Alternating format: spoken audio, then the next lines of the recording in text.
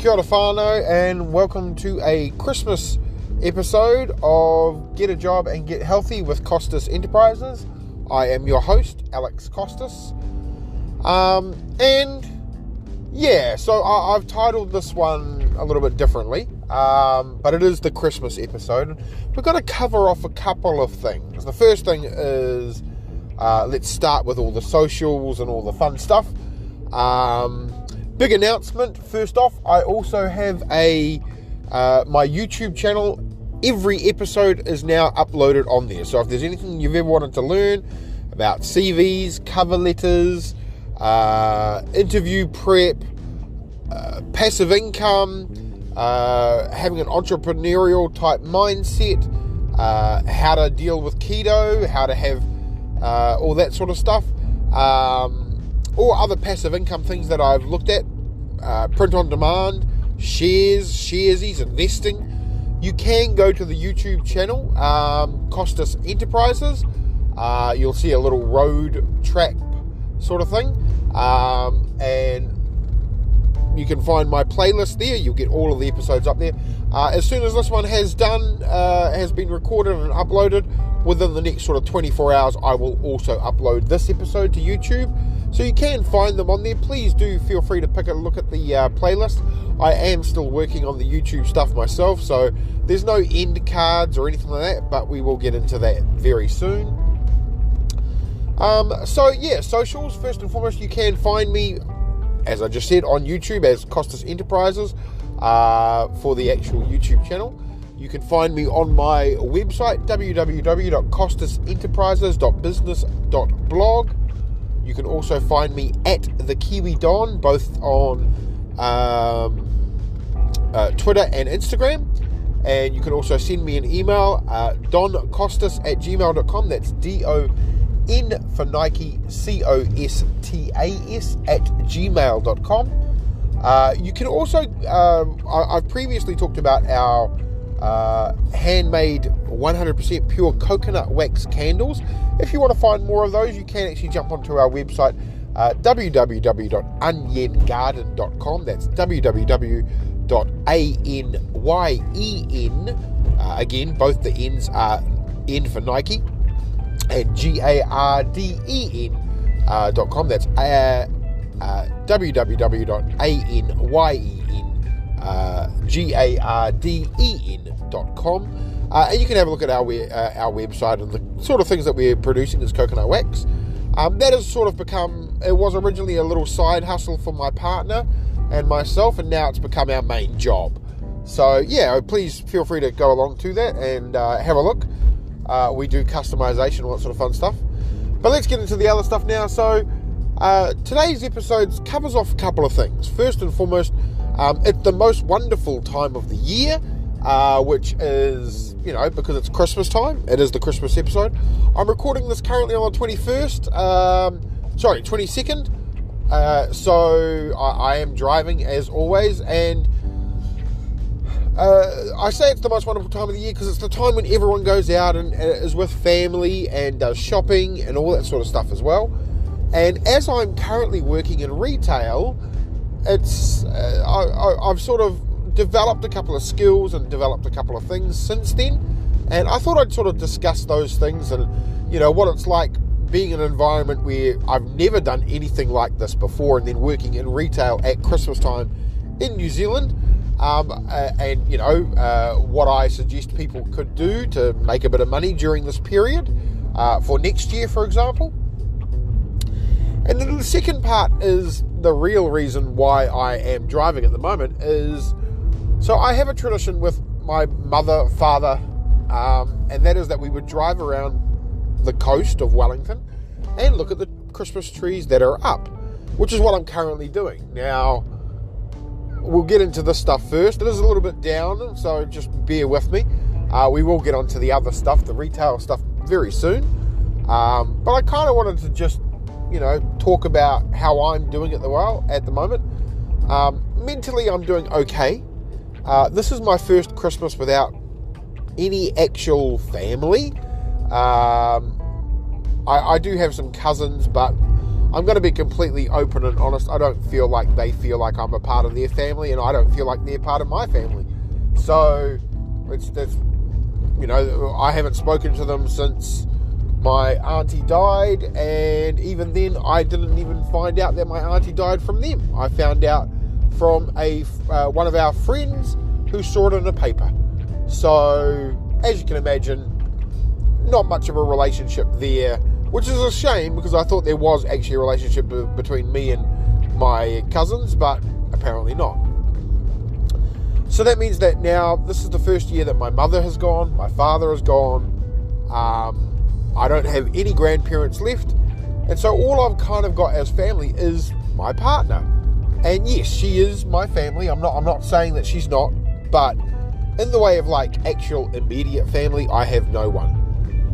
And I'll be honest, I'm feeling a bit down. I'm feeling a bit, I mean, as you imagine, you'd feel a little bit depressed about that yourself. And, like I've talked about before about how I had a very codependent relationship with my mother. Even after I'd sort of left home, because I spent a lot of time at home living with her, trying to look after her because she was sick. And then when I finally moved away and she got worse, and I was like, do I go back? Do I not? There was quite a lot of emotions in that. And at one time in my life, I will go deeper into that. But for now, we're going to sort of touch on it a little bit. But mainly I went from a position of me being with her from basically the age of 0 to the age of 36.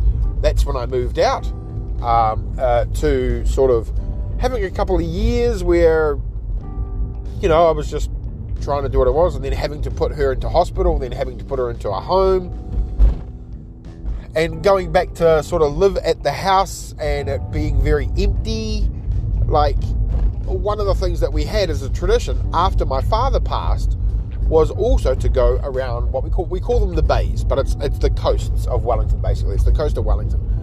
And so during this time, we would go around, we would count the Christmas trees, we would listen to Christmas carols, and I've been doing that the last sort of like 10 minutes, 20 minutes, and I was like, you know what, I want to talk about this, because we all have traditions usually with family, and Christmas is that time of the year when you are with family. It is usually, it's perceived as a very happy time, and I love Christmas, like I always have. I'm usually the Santa Claus at my workspace, it's like I was, all that sort of stuff. Like if I could still believe in Santa, I would, let's put it that way. I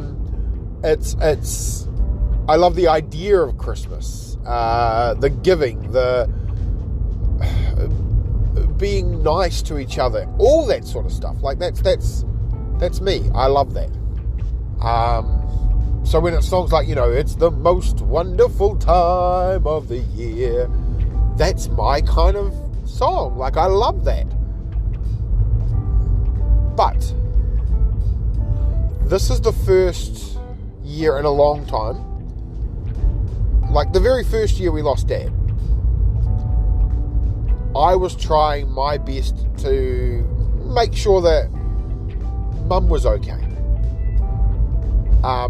I've previously talked how I didn't know how to grieve properly. Now, we didn't lose my dad at Christmas time. We lost him at Easter time. So, as you can imagine, the holidays, also Easter, was a very, very big thing. So, in my family, I am Greek, Romanian, French, Australian. And the big Greek part of the family was everyone was together. The family were always together at Christmas time. So when my dad passed, we had 1 year with my auntie and their family. The next year, we didn't. So it lasted 1 year. Whereas when my grandmother was here, every holiday, Easter, Christmas, name days, birthdays, we were all together. It was very much a big family. And so going from that to nothing and only having sort of me and my mum, we spent Christmas with a couple of other people. We had other people stay with us a couple of Christmases. But we would always do something. We would go out to dinner. We never felt like we wanted to cook on Christmas. And the reason I say that is because my father was the big cook.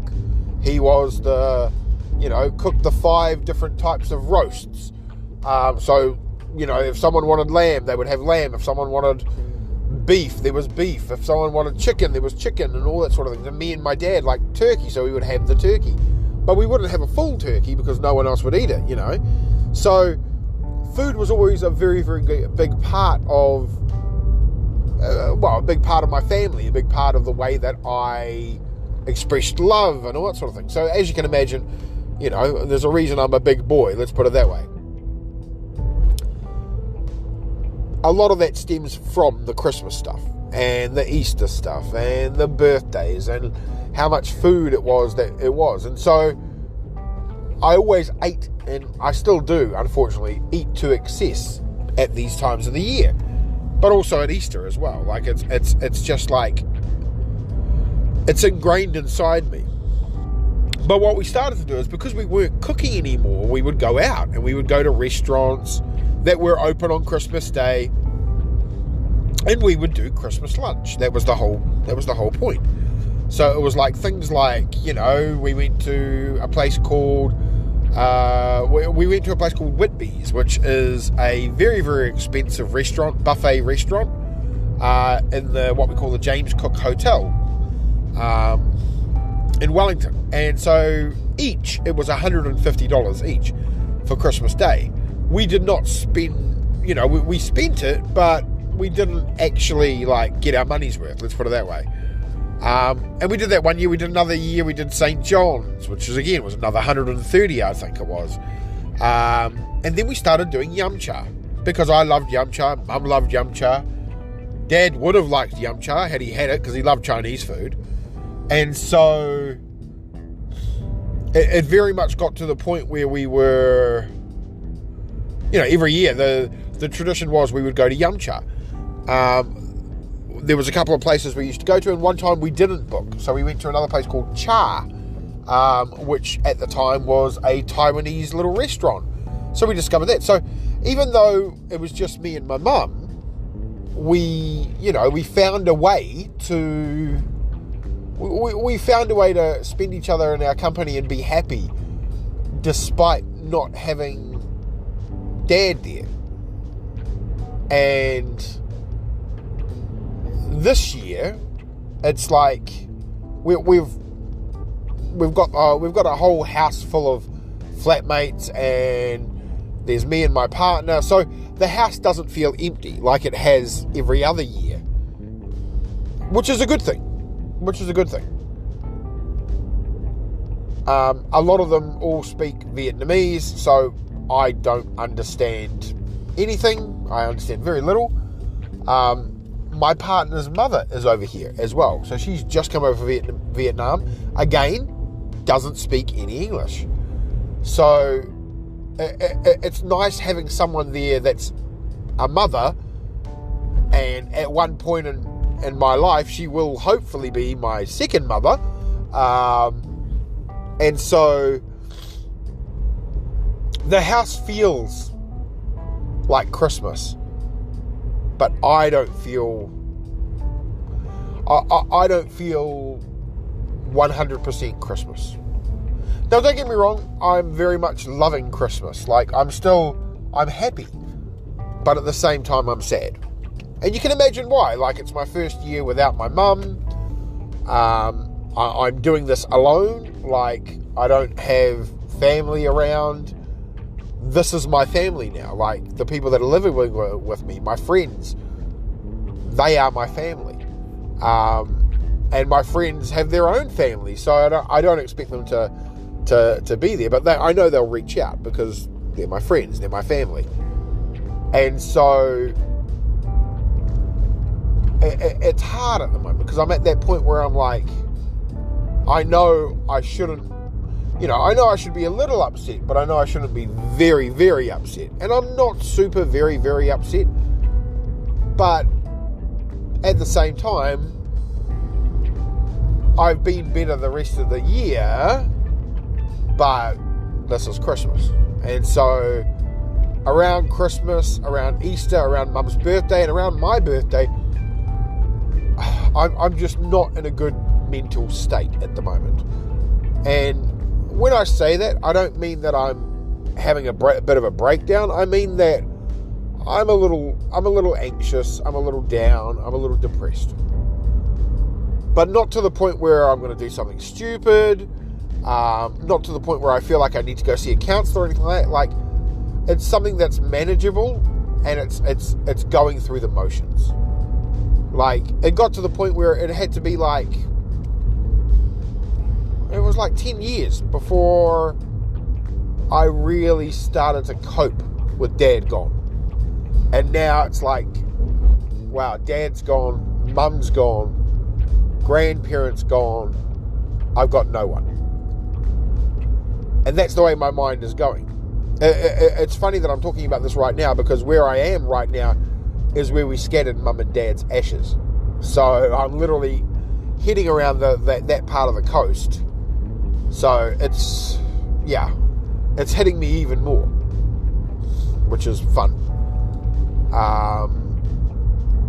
But yeah, it's Christmas, but it doesn't feel like Christmas to me. Which I know, I get it. But what am I doing to try and make myself feel like Christmas? Well, I'm keeping busy. This time of the year, the one good thing about it is very, very busy for our business. Our business is going crazy at the moment. And by that, I do mean crazy. Like, we have had to stock up almost every day. So by doing that, it's keeping me busy. It's keeping me doing things. Also, for the first time in about a month, I've actually been doing some work. Like, I've actually been working in the retail. Hence why we're getting to the retail stuff. And the reason I wanted to talk about that was because, for the most part, it has been helping. And yes, there are certain songs that when I hear them, they make me feel sad. Like Boney M, the Christmas album, specifically Little Drummer Boy, specifically like, Mary's Boy Child, Melody by Boney M. Those two songs, they will cut me every single time, because they were Mum's favourite songs for Christmas. That was her favourite. Mine was Snoopy's Christmas. Dad's was like, he didn't really have a favourite of Christmas carols, but he liked them. But Mum's was the Boney M's. And so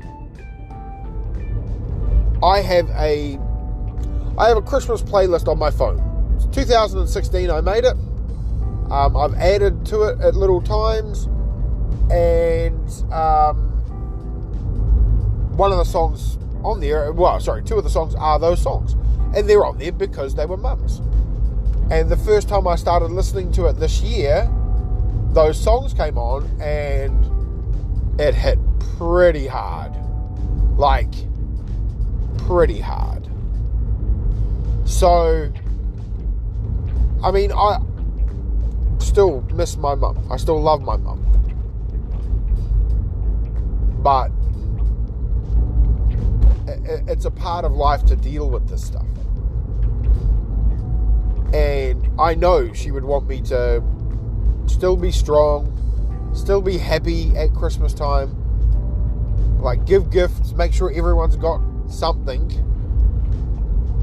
And that's my next goal. So basically, after I do this, I'm driving the long way around the coast because I wanted to do this episode as well.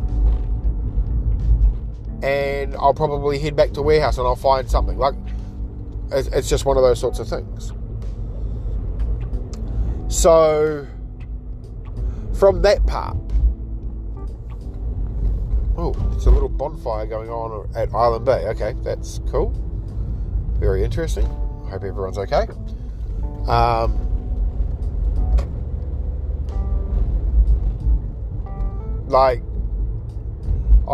hope that for you spend your time with your family this year. I hope that if you have anything that is unresolved, speak to your family. Tell them you love them. Learn to forget. Learn to forgive. Because it's Christmas time. Like, Christmas time should be for family. Simple as that. So that's that part. Now, let's get into the retail stuff. Hence, it's the most wonderful time of the year, Christmas edition. I don't know, that's what I'm using as a placeholder for what I might call this episode.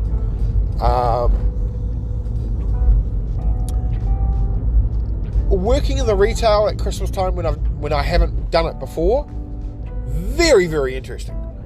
Now, remember last Christmas when I gave you my heart? No, I'm sorry. I couldn't resist. But last Christmas, me and my partner, we launched our business then. Very, very close to Christmas anyway. And so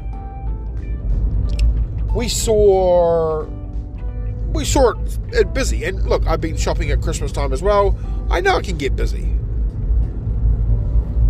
But seeing it as a vendor and then seeing it this year as a worker in retail, very different.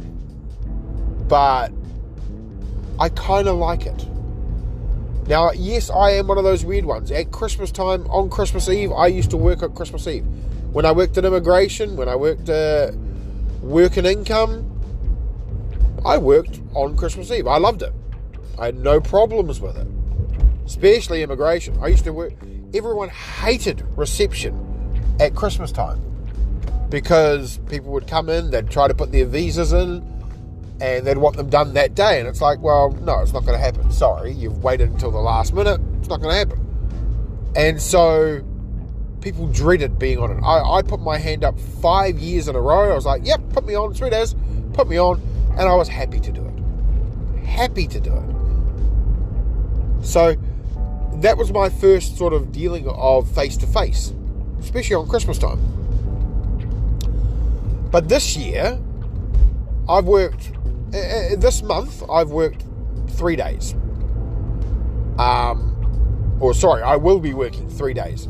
The third day is tomorrow. Now, tomorrow, I'm working a 12-hour shift, which I've never done before. Not looking forward to it, but at the same time, I am. I'm exhilarated because I want to know if I can sell. So one of the things I've been talking about recently is how I sell my products, right? Like I sell our candles. I do what I can. I've realized that I'm quite a good hype man when it comes to that sort of stuff. I didn't know I had these skills. I'm still developing them, and I'm loving it. I'm truly, truly loving it. And so tomorrow, I've got a full 12 hours to sell. And I want to beat the record. Now, I know there's a record out there. We still don't know exactly what it is, but I can fathom that it's close to maybe $7,000, $8,000 through the store. Now, bear in mind that, probably the most expensive thing in the store is about $100. If you're lucky. Maybe 200. And again, that'd be one item out of thousands. So, as you can imagine, I feel like this is a challenge. I'm looking forward to this challenge. I'm exhilarated. And it got me thinking about what people can do to try and make money at this time of the year. Now, granted, we're 3 days away from Christmas. Too late to organise anything now unless you're very, very lucky to get something on print on demand or Amazon where you're going to rank first page. But I doubt that's going to happen anytime soon. Usually you would put that stuff in September, October, and then let it sit and let it pick up during the time. But it got me thinking, it's like Christmas time is, in this particular collective, one of the girls started doing Christmas cards in October. And I was like, oh, okay. thinking it's Halloween though, that's the next big one. And sure enough, in November we started selling them. But because she was the first person to do it, she made a pretty good investment on those. We then also had someone selling little felt reindeer, snowmen, that sort of stuff. They also do really, really well. And again, it's preparing. So my main thing of thinking about this is, how can you make money on this sort of thing? Now, a couple of episodes ago, I talked about making money on Temu and how you can turn that into money, buying low and then increasing the price and all that sort of stuff. Well, this is kind of where I'm going with this as well. So most people quite like things like Christmas ornaments and all that sort of stuff there. You could go that way, but realistically, unless you're making something or you're buying something that is niche specific and you're investing in that niche, there's going to be a lot of work that you have to do in the background to get that to where you want it to be. So at the moment that's a little bit harder, but if you have time, then that's something you can do. Like, for example, one of the ones that I've seen is like things like the Die Hard Christmas, where it's him in the elevator shaft. It's Bruce Willis in the elevator shaft on Die Hard. Like, someone's made that and then made a lot of money off that because it's a very simple design. They put it in a little box. It's something cute. It's something original. And a lot of people have that memory of Die Hard being a Christmas movie. And, you can make that, or you could buy it probably for about $3 each, sell it for $15, instantly get all that profit, So it's like thinking forward.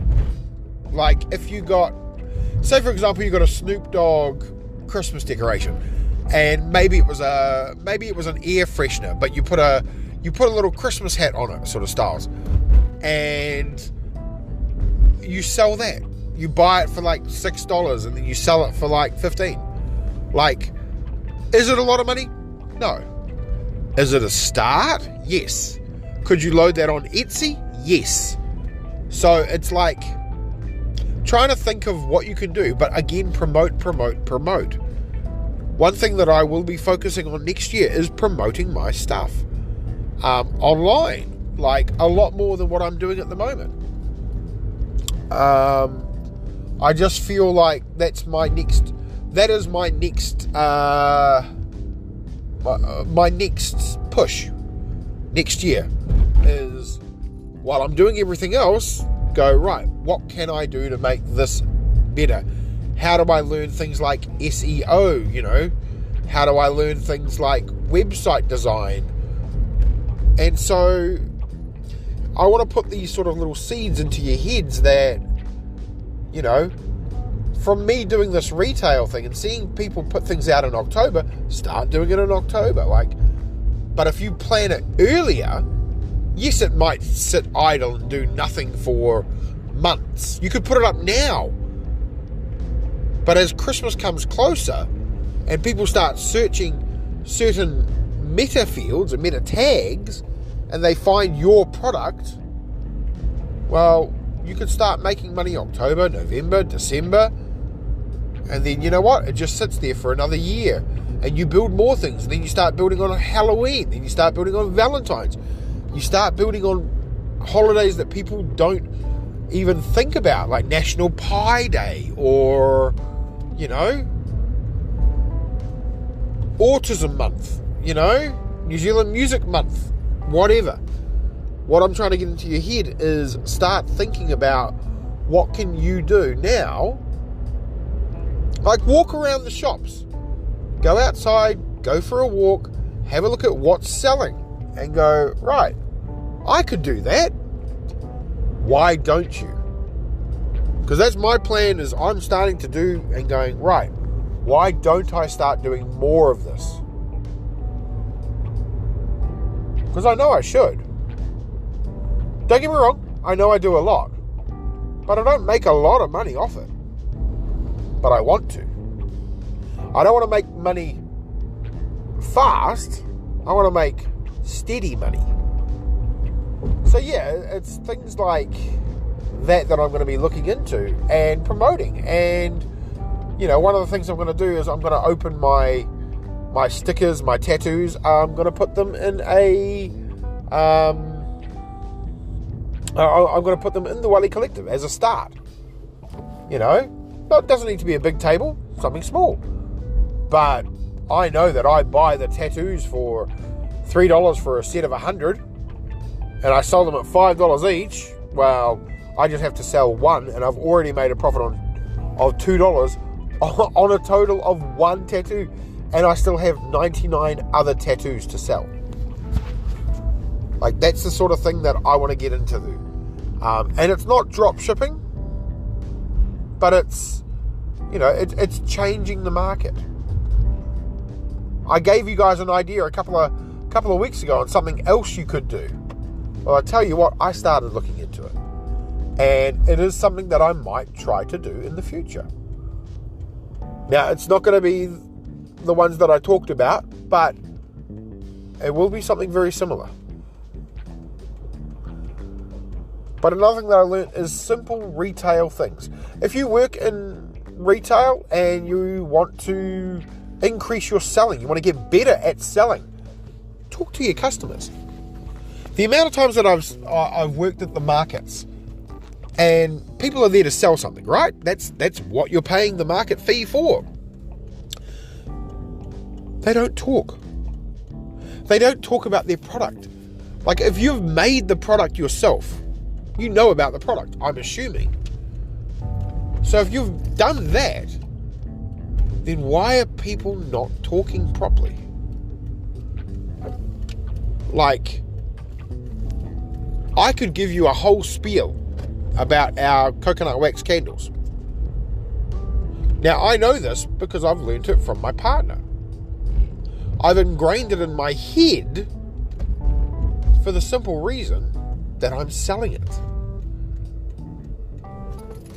And now what I'm trying to do is, where I'm working, I work at the Welly Collective. I learn about other people's products. I talk to the vendors. And then I try the product. Or I recommend the product. If it's something like a dress, I'm obviously not going to try the dress on. One, they probably don't fit, and two, well, I'm not really built that way. But nothing against people that are or not. I'm not meaning that at all. What I'm saying is, I'll recommend them. I'll be like, oh, if you like those, then try those dresses over there. We have a full changing room. Find the convenience for your customer. That is a very, very key thing. Find the convenience of your customer. If you see someone looking around and they're not sure what they're going to buy, talk to them. Hi, how you doing? Do you need any help? Are you looking for a gift? Oh, yeah, I am, actually. Oh, who are you buying for? Oh, I'm buying for someone's mum. Okay, what do you know about them? Oh, well, I know this. Oh, well, have you thought about this? Like, it's not hard. Anybody can do it. Anybody can do it. You just have to get out of your comfort zone. And so my next goal is to do more sales in retail, learn the business. Because ideally, in a couple of years, we want to have our own business. We want to have our own shop. Because I know when we have our own shop, I will sell the shit out of everything. And I will love it. Because I'll know about the product. I'll be like, oh, well, these are handmade here, these are this is this. Like, whatever it is, I will learn about the product and then sell. So make sure, if you do work in retail, start noticing what's going on. If you don't work in retail, go spend some time looking around. Have a look at what products people are buying. Like, take a step back, take 10 minutes, look around the closest store that you're in, and see what people are touching. What are they putting up, putting down? What's the most popular product? If it's a popular product, put it at the front. Or if it's a popular product and you're not working in retail, pick it up and have a look. Why is it popular? Why is it working? Sorry, I'm in the middle of town now, so that's why it sounds... A couple of guys being idiots walking across when a green light's on. So that's fun. Of course, it is a Saturday night, so we get a lot of stupids out here in Courtney Place at times. But, as I was saying, think about what it is that you create. What can you sell out of it? What can you market out of it? Do you know your product? If your product is yourself, how do you market yourself? What do you create? Like, it's something that I really want to drill into people's minds. As an entrepreneur, as a retail, as whatever. As an artist, what do you create? What do you do? And then can you tell people about it? More than one sentence. I'm talking like, can you hold a conversation with someone? If you can hold a conversation with someone about what it is that you do, and then from that conversation, you can then say things like, oh yeah, well, do you use this? Oh yeah, well, it's like this, but it's better. How's it better? Well, it does this, this, and this. Like, find the convenience for your customer. Because look, we all have spiels. We can all say whatever we want. But if you don't tell your customer what it is that your product does differently to everybody else and why they should buy it, why would they buy it? So for example, if you work in a clothing store and you're in retail, and maybe you work in, I don't know, Macy's, for example, and you're selling high-end quality, I don't know, sunglasses. Why should people buy from you rather than the sunglass store? It's like, oh, well, if they buy from us, they get, you get points on your Macy's thing. Oh, okay. I don't have one of those. Oh, well, you should sign up. You know why you should sign up? Because you get points and you also get this. Oh, like engage with your customers. Talk to your customers. And I'm not saying sell your customers, because there's talking to your customers and there's selling your customers. Two different things completely. Talking to your customers will turn into selling your customers. Your customers will be sold on what it is that you're saying. Give them the convenience. Give them an opportunity. And maybe, look, if it's the other way around and you're in that stage of maybe you're in retail and you don't like talking to people. If you've got baskets, walk around. While you're doing security, while you're looking around, is anybody holding more than 2 products? Go and offer them a basket. And go, excuse me, ma'am. Excuse me, sir. Excuse me, miss. Just thought this might help. Oh, are you looking for anything in particular? Oh, yeah, I'm looking at... There you go. You've started a conversation with your customer. If you work in the food industry, you can do the same thing. Someone's looking at their thing like, oh, what do you feel like, mate? Oh, I'm not sure. I'm still looking. Okay. Do you feel like something like chicken or beef? We can recommend something to you if you'd like. Oh, yeah, that'd be great. Thanks. Because 9 times out of 10, if people come up to your food place, they know what they want.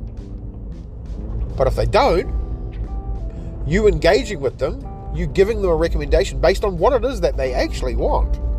If someone goes, oh, sorry, I'm vegetarian. Oh, yeah, cool. We've got vegan options here. Do you like avocado? Oh, we do. Yeah, I love that. It's engaging and then offering. You're not selling, because if you sell, people get turned off sometimes. If you go, what do you want, mate? Yep. Do you want this? It'd be really great. Do you want a double size? You want a super size? You want to do this? You want to do this? You want to do this? People are going to go, oh, no, I'm good, bro. Don't worry. Thanks. Whereas if you go, yeah, how do you feel?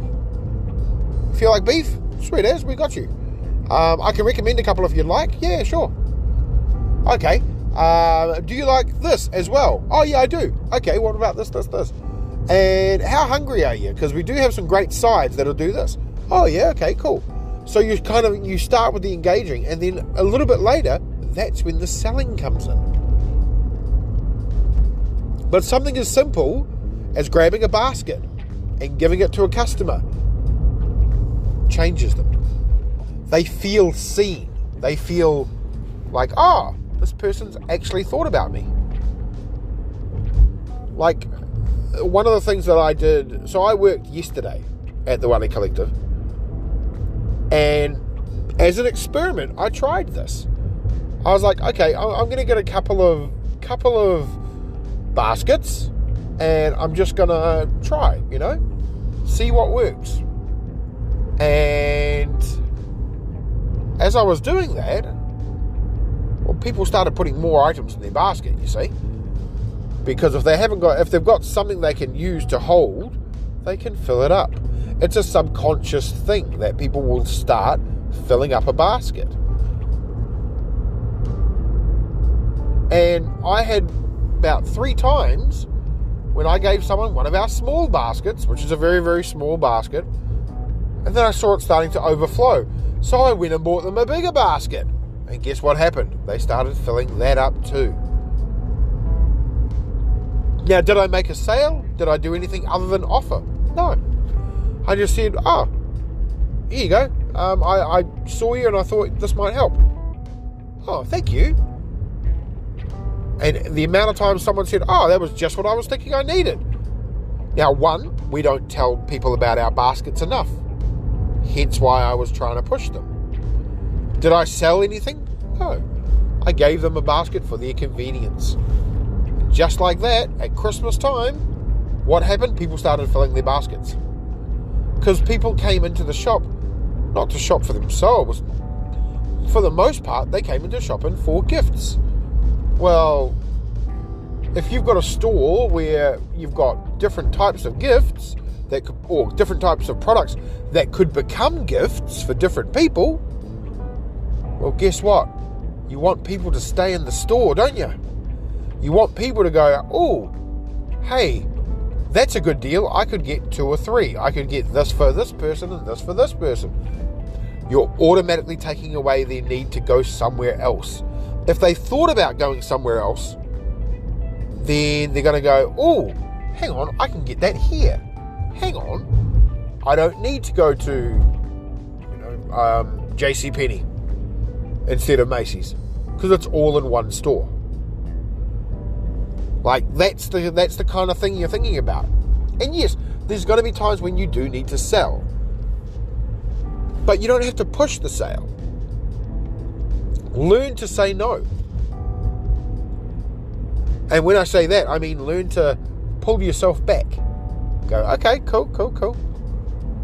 I'm not going to push. When a person knows everything about your product, it's in their hands. If they don't want it, don't push, because you're going to push them away. And I've done this a couple of times. I've literally, while trying to sell my spiel to the candles, I had one girl go, I worked in retail, mate, you don't need to push anymore. Alright, cool. And I didn't, and she bought something in the end. Like, I never knew about that. As again, this is the retail stuff. It's stuff that I'm starting to learn. But all the books that I read on all these other things, this is what I've been trying to go, light bulb moment. It's like Gru with the light bulb going off. Like, oh my God, I finally get it. I understand now what they were talking about. I connected this with this. Honestly, it's one of those ones where you will... And again, you don't have to work in retail. Start noticing behaviors of people that are shopping. Start noticing what it is that people are looking at. What are they picking up? What are they touching? If you're in like a a fragrance shop. What are they smelling? Why are more people smelling that one than the other? Is it the brand? Is it the smell? What other ones can you see that have the same smell? Are they doing just as well? Like if someone picks up a soap and then 15 people all pick up the same soap, what's different between that soap and versus the other soap? Like what is different? And then start thinking, what can you do that takes advantage of that? Like if you see people buying the same perfume, for example, and it might be a, I don't know, Yves Saint Laurent, a Y, for example. Everyone keeps picking up the Y for a men. Why are they picking that one up for the man? What fragrance is in that? What can you market from that? Could you grab an air freshener and spray it with the bottle of Y and then sell that at 15? What can you do that's different? That's all. That's all I'm trying to get into your head.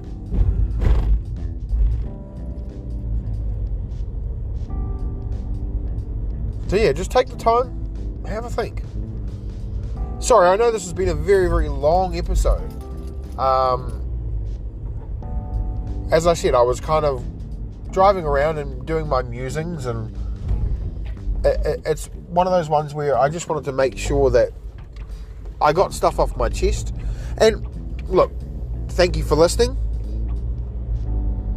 I know that you guys aren't really my counselors, but by you listening, you helped me heal. And I think I needed to say some of that stuff outside. I needed to get it out into the world to be like, you know what? Yeah, no, I do. I miss my mum. I'm sad, but I'm happy. And I don't understand it. Like, that's the sort of thing that I was like, I needed to make sure is there. So, for now, this is the Christmas episode.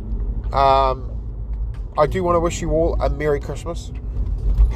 Happy holidays if you don't celebrate. Happy Hanukkah. Like, whatever you celebrate. Or if you don't celebrate, have a great weekend. A great week, should I say. But yeah, I do truly hope that you spend time with those you love, be them family, friends, whoever. And for now, have a Merry Christmas. As always, I love you guys. I truly do. Like, I can't say it enough. I love you, I love you, I love you. Like, thank you for listening. Thank you for sticking with me over the last couple of years. To my top 11, top 20, top 26 listeners that vote me in their top 30, I appreciate you. And I do intend to start doing videos. I do intend to start actually posting more. Like once a week, guaranteed. Hell, maybe twice a week. Let's see how we go. When I first started this podcast, I was doing it once a day. I don't know if I can do that anymore. But let's see how we go. But I will try my best to go almost every week if I can. But until next time, as always, I love you guys and good luck.